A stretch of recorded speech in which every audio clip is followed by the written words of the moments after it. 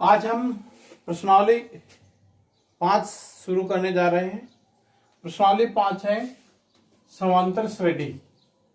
समांतर श्रेणी अर्थात समांतर श्रेणी का अर्थ है समांतर श्रेणी का अर्थ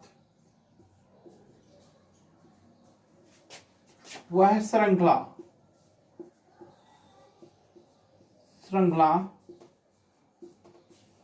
जो वह है संख्याओं की एक श्रृंखला, वह है संख्याओं की एक श्रृंखला जो समान अंतर से चले, समान अंतर से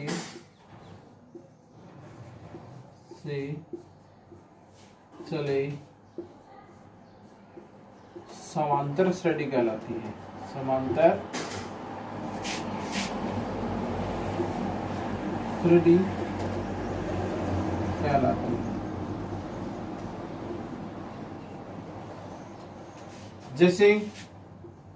जैसे हम एक उदाहरण लेते हैं, जैसे 2, 4, 6, 8, 10।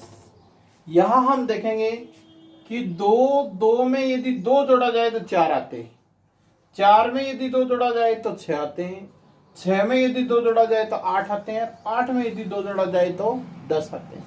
तो यहाँ जो सार्व अंतर है वह सभी संख्याओं में 2-2 का है, बराबर है। इसलिए ये क्या है, समांतर श्रेणी कहलाएगी, समान अंतर से होगी। अब है इसकी कुछ शब्दावली है जिसको हम प्रश्नावली की वो देखते हैं। शब्दावली में ए का अर्थ है यहाँ प्रथम पद, डी का अर्थ है सार्व अंतर, और एन है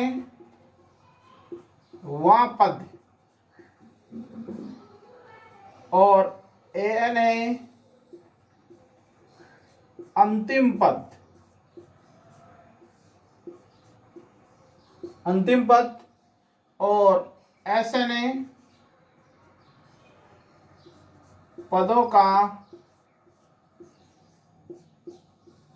योग, पदों का योग। ये इसकी सामान्य शब्दावली है जो इनको हमें ध्यान में रखना है प्रश्नावली के अंदर, तभी हम प्रश्नों को हल कर पाएंगे। ये शब्दावली आप इनको अच्छी तरीके से याद कर लें, तैयार कर लें।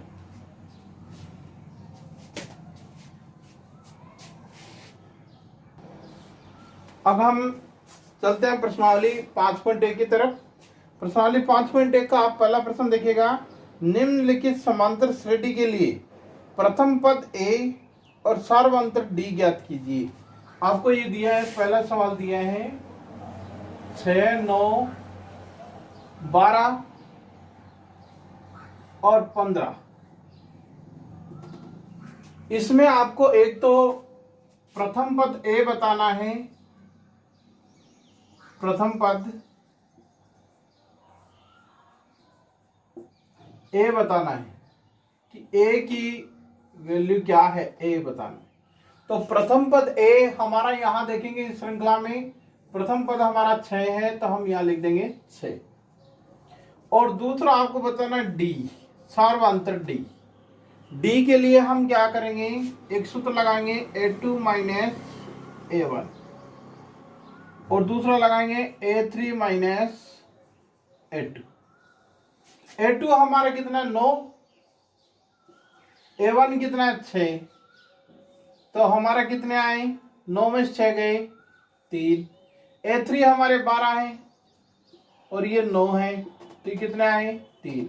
अर्थात हमारा सार्वंतर डी कितना हो गया 3। ये आपका आंसर है। इस प्रकार से हम इसको कर सकते हैं।